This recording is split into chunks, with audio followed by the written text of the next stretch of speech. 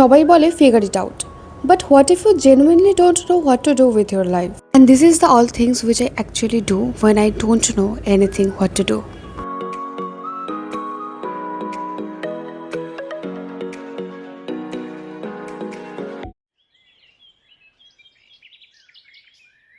খুব কম সময়ে যখন অনেকগুলো কাজ শেষ করতে হবে তখন মাঝে মাঝে না প্রোডাক্টিভিটি একদম থাকে না, খুব লস্ট ফিল হয়।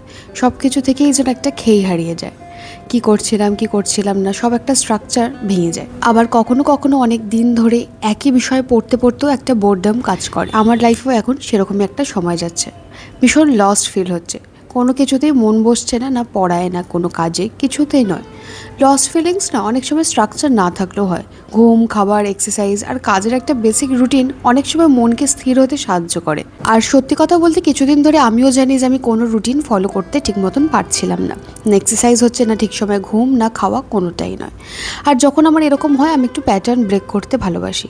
যেমন আজকে ঠিক করেছি এই স্টাডি কর্নারটাকে একটু ডেকোরেট করব। তার জন্য পিন্টারেস্ট থেকে কয়েকটা ছবি আমি প্রিন্ট করে নিয়েছি, আর 3টে ক্যানভাস তো এঁকেইছিলাম, সেগুলোও ভেবেছি একটুখানি পোস্টার কার্ডের মতন করে দেয়ালটে লাগবো। কিন্তু এই ঘরে তো আমি অনেকদিন পড়তে বসছি না, সেটাও তোমরা বিগত কিছু ব্লগে দেখেছো, আমি অন্য ঘরে পড়তে বসছি, তাই এই ঘরের স্টাডি টেবিলটা ভীষণ ঘেটে রয়েছে। মাঝে মাঝে আমি আমার এই বোর্ডডম কাটানোর জন্য না এক জায়গা থেকে আরেক জায়গায় শিফট করি, মানে একই জায়গায় পড়তে পড়তে একটা কমফর্ট জোন অনেক সময় তৈরি হয় ঠিকই, আবার কখনো কখনো না ভীষণ বোর লাগে, মানে ওই জায়গায় আর ভালো লাগে না। আমার অন্তত এটা হয়, আমি জানি না সবার হয় কি না। সেই জন্য কিছুদিন ধরে আমি অন্য ঘরে পড়ছিলাম, আর এই জায়গাটা একটু ধুলো পড়ে গেছে, তাই আগে গোছানোর আগে সবার আগে মনে হলো জায়গাটাকে ক্লিন করাটা, মানে ডিপ ক্লিন করাটা খুব দরকার। তাই টেবিলের উপরে যা কিছু ছিল সব কিছুকে আমি আগে সরিয়ে নিয়েছি।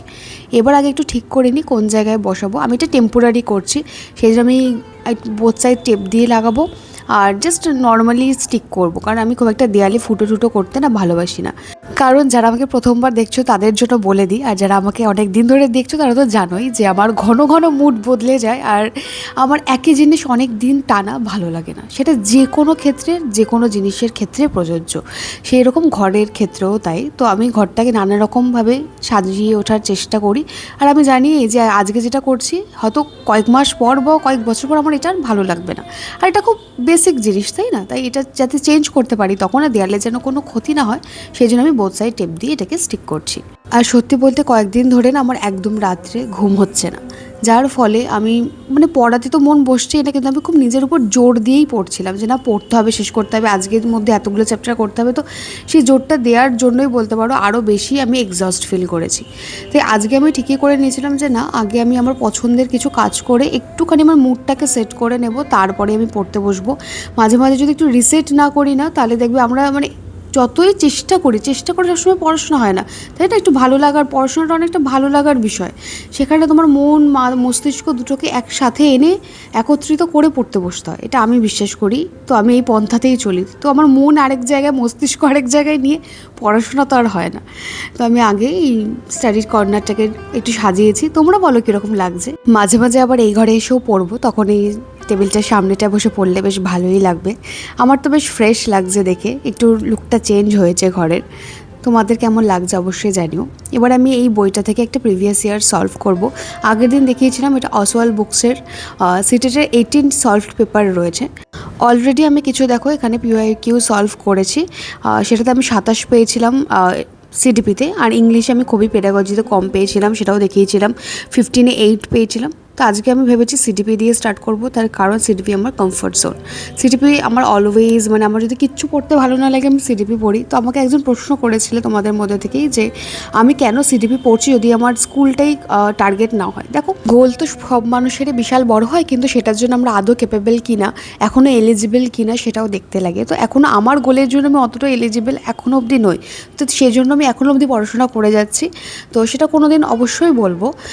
তবে বর্তমানে যখন যেটুকু আছে সেটুকু কেন আমি বসে থাকবো, তাই না? আমি অতটা রিজিড নই আমার কেরিয়ারের ক্ষেত্রে। তো সেই জন্য আমি স্কুল এক্সপ্লোর করছি। এখন তোমরা জানোই আমি স্কুলে জব করতাম, এখন আমি লিভে আছি, আবার স্কুলে হয়তো জয়েনও করব, তবে এখন নয়, সেটা কিছুদিন পরে করব। আর কিছু প্রশ্ন না প্রত্যেকটা ভিডিওতেই আসছে ঘুরিয়ে ফিরিয়ে, তো আমি এই ভিডিওতে বলে দিচ্ছি সেটাই। প্রত্যেকটা প্রশ্নের উত্তর আমার অলরেডি দেওয়া হয়ে গেছে, তাই প্লিজ আগের স্টাডি ব্লগগুলো একটু চেক করে নাও। আর আজকে আমি যে বইটা দেখাচ্ছি এই বইটার কিন্তু রোড ম্যাপ করা রয়েছে খুব সুন্দর করে, কোন চ্যাপ্টার থেকে কত নাম্বার এসছে মানে প্রিভিয়াস ইয়ার অ্যানালাইজ করে সেটাও করা রয়েছে। এটা মানে ভীষণ ইজি করে দিয়েছে পড়াশোনাটাকে। তো তোমরা এই বইটা যদি কিনতে চাও ডিসক্রিপশন বক্সে লিঙ্ক দেওয়া আছে, আর আমার কুপন কোডটা সেখানে তোমরা অ্যাপ্লাই করে ডিসকাউন্ট পাবে। সিডিপিটা করার পর না আমার ভীষণ ভালোও লাগছিলো, মনটা একটু ফ্রেশ হয়ে গেছিলো, কারণ আমি 30-এ 28 পেয়েছি। সেই জন্য তো আমি সায়েন্সের 2টো চ্যাপ্টারও করে নিয়েছি। তারপরে আজ যেহেতু দুপুরবেলা পড়েছি তাই রেস্ট নেওয়া হয়নি, তাই সুন্দর একটা মুহূর্তের আমি সাক্ষী হলাম। বেশ বিকেল আর সন্ধ্যের মাঝামাঝি সময়টা আকাশটা দেখতে কি অপূর্ব লাগছে। আজকে ঠিকই করেছিলাম, এই লস্ট ফিলিংসটা থেকে আমাকে বেরোতেই হবে এবং আজকের দিনটা আমি সম্পূর্ণ নিজেকে দিয়ে কাল থেকে আবার সুন্দর করে পড়তে বসবো। আর আমি একটা রাজ সম্মানের ভিডিওতে শুনেছি, উনি বলছিলেন যে আমাদের ব্রেন না কখনোই চায় না যে আমরা কমফর্ট জোন থেকে বেরিয়ে কোনো কাজ করি। মানে ধরো সকালে উঠতে হবে, তোমার অ্যালার্ম বাজার সাথে সাথে তুমি যদি ভাবো যে উঠবো কি উঠবো না, একটু পরে উঠছি, তাহলে তুমি কিছুতেই উঠতে পারবে না। তার কারণ তোমার ব্রেন চায় তুমি সবসময় রিল্যাক্স মোডে থাকো। তুমি যখন তোমার কমফর্ট থেকে বেরিয়ে কিছু করছো, তোমার ব্রেন সেটা চায় না। তাই সেই ডিসিশনটা না চট করে নিতে হয় যে এখনই করব, আর না হলে একটা রিগ্রেট আমাদেরকে ঘিরে ধরে, আর সেই রিগ্রেটটা থেকে আরও সময় নষ্ট হয়ে যায়। যেমন ধরো 6টা বেজে গেছে, আমি ভাবলাম 6টা বেজে গেছে, ও 6টা 10 হয়ে গেছে, তাহলে আমি আরও 30 মিনিট পরে পড়বো, 6:30 থেকে না হয় পড়তে বসবো। 6:30টার সময় মনে হলো আর আমার কাছে তো এখনও কিছুক্ষণ সময় আছে, আমি আরেকটু কিছুক্ষণ পরে পড়ি। এই করতে করতে যখন 2 ঘন্টা চলে যাবে তখন রিগ্রেট করতে আমরা বসে যাই যে আমার তো আর হাতে বেশি সময় নেই, আমি কী করে পুরো চ্যাপ্টারগুলো এইটুকু টাইমের মধ্যে করব। এবং তখন রিগ্রেট করতে বসে আমাদের আরও সময় চলে যায়। তার থেকে বেটার ইনস্ট্যান্ট অ্যাকশন নেওয়া। রিগ্রেট না করে যে সময়টা গেছে গেছে সেটা ফিরে আসবে না ঠিকই, কিন্তু রিগ্রেট না করে তৎক্ষণাৎ সেই কাজটা করে নেওয়া, এটা আমাদের ব্রেন আমাদের অ্যালাউ করে না ঠিকই, কিন্তু এই যে মনে রাখতে হবে ব্রেন যেন আমাদের কন্ট্রোল না করে, আমরা যেন আমাদের ব্রেনকে কন্ট্রোল করি। আমি একটু হালকা করে রেডি হয়ে লিপ গ্লস লাগিয়েছি, আমার খুব ভালো লাগছিলো লিপ গ্লস লাগিয়ে, সেই জন্য একটু ফ্লেক্স করছিলাম বলা যেতে পারে। স্কিনটা কয়েকদিন ধরে ভালো ছিল না, আজকে আবার একটু বেটার আছে। অ্যাকচুয়ালি টেনশন করলেই না আমার স্কিনটা খারাপ হয়, আমি এটা দেখেছি, সবার ক্ষেত্রেই প্রযোজ্য। সানফ্লাওয়ার কিনে এনেছে, সাথে 2টো পেন। 5 টাকা করে পেন পাওয়া যায়, আমি এটা মানে ভাবতেই পারছি না এখন যে 5 টাকা করে পেন পাওয়া যায়। আমি 2টো পেন কিনেছি 10 টাকা দিয়ে, জেল পেন দিয়ে লিখতে আমার খুব ভালো লাগে, সেই জন্য সানফ্লাওয়ারগুলো গুছিয়ে রাখবো। বেশ ফুল কিনলে না মনটা ভীষণ ভালো হয়ে যায়। আজকের ভিডিওটা এইটুকুই। তোমরা লস্ট ফিল করলে কি করো আমাকে জানিও। বাই।